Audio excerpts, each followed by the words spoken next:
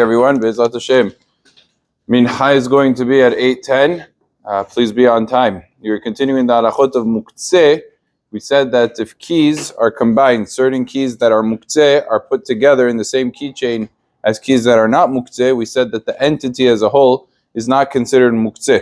A very similar example would be true with a Swiss Army knife. Swiss Army knife has certain parts, like knives, that are considered to be totally totally permissible, and there's some things that are not, like a scissors. So it's all together, it's put into one instrument. The halacha is the Swiss Army knife itself as an entity is called the kli shemelach tole'eter because some elements of it are permitted to be used. What happens if it's one instrument that has two purposes? Case is, let's say you have a pot. Now, a pot, generally, you use it for cooking. Cooking is something that's asur to do. But once in a while, could be people store things in it. Sometimes you store various other things inside, or you store the food itself that you cooked. A lot of times people store that food itself in the pot and they put it in the fridge.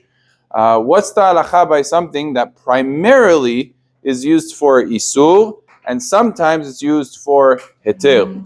So the Chacham Ovadia brings down the Gedolot Elisha, Rabbi Elisha Dangur, who was in Baghdad, and he said the minhag was in Baghdad to be lenient and to carry pots that were used primarily for cooking because they would also, every once in a while, use it for storage as well. Ovadia brings this down and seems to agree with it.